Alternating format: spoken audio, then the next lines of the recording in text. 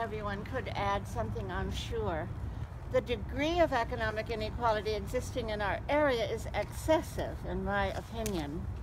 Here are the facts expressed in round numbers, which mean something to me. The current federal poverty income level for a family of 4 is $24,000. This level of income qualifies a family to receive certain safety net benefits. Some safety net benefits, such as Medicaid, are available to families with slightly higher incomes than $24,000 a year. Here's the rub. In 2014, according to a study reported by the United Way, the, quote, household survival budget for a family of 4 was not $24,000 a year, $73,000 a year. $24,000 is a long way short of $73,000. And United Way's survival budgets are really the bare minimum, they say. No savings, no cell phones. In 2014, about 22% of City of Poughkeepsie residents lived in poverty, and another 42% fell into a category the United Way calls asset-limited, income-constrained, employed. ALICE is the acronym. Affordable housing, you all know, is a major problem, and of course the lack of a living wage. In 2014, 30,000 of the 104,000 households in Dutchess County did not make a living wage. Okay, I'll say one more before I do a very short reading.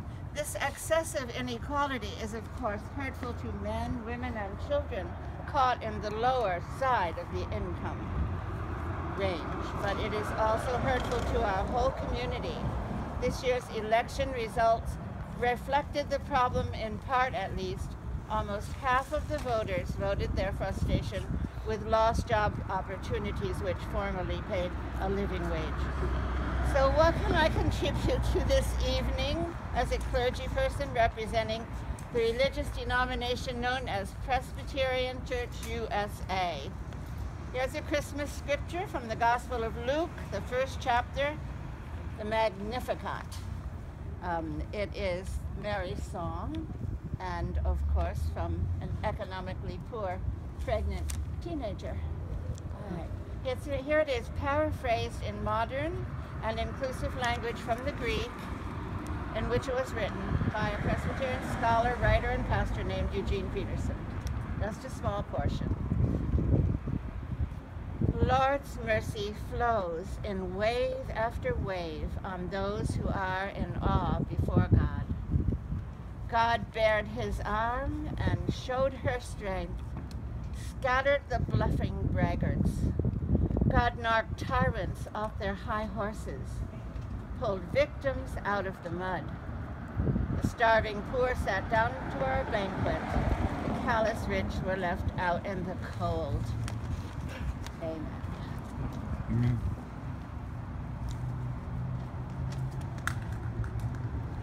The general information regarding income inequality has now been provided, and I will do the same thing Gail did out of the tradition. One turns to a story that is found in the 3rd century rabbinic text, the Mishnah, that a landowner told his son that you need to hire day laborers. So the son went out, found that day laborers to work the fields that day, went back to his father to say, I did that. Father said, did you specify what they are to have for lunch? The son said, no, I didn't do that. The father said, you better go back and do that. Because at this point, they could properly ask for a meal that even King Solomon would find excessive. That is their due unless you work it out with them. Now, I think there are two things that are rather interesting about that particular story. One is that it already suggests in the early 3rd century that there was a notion of unionization collectively the workers were bargaining for what they were to have that day. And secondly, that was also understood as an obligation of the farm owner. And the farm owner understood that because we're told 47 times in the 5 books of Moses that you are to be kind to the widow and to the stranger because you were strangers in the land of Egypt. And it wasn't merely that they were strangers, they were enslaved in the land of Egypt. And what makes for being enslaved? It's being called upon to work an honest day's living, but not being paid enough for an honest day's living.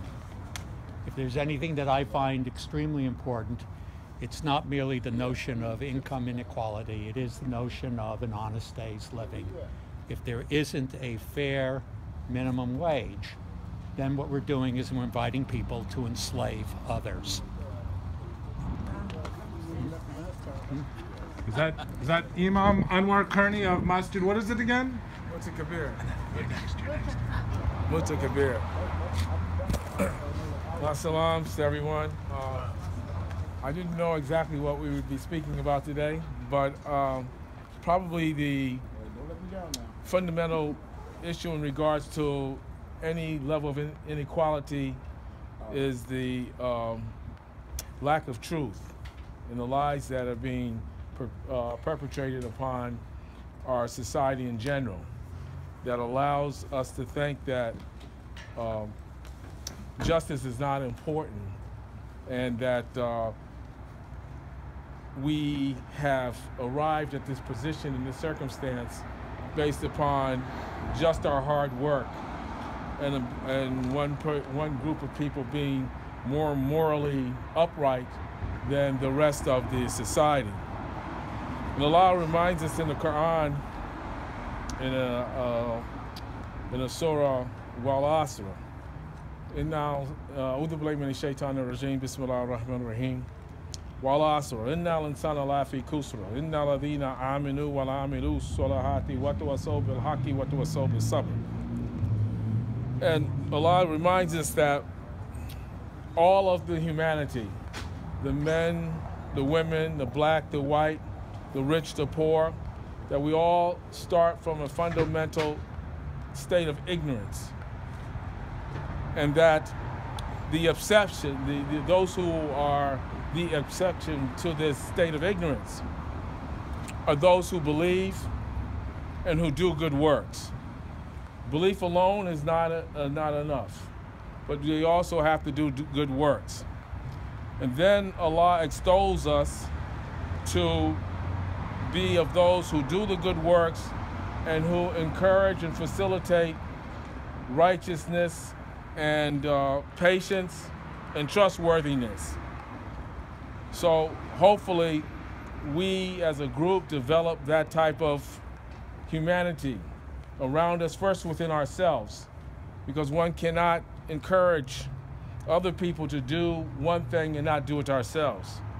So we have to try to be a group of people who work hard to show what unity and upright behavior, upright actions can bring by being kind and considerate and thoughtful and helpful toward one another.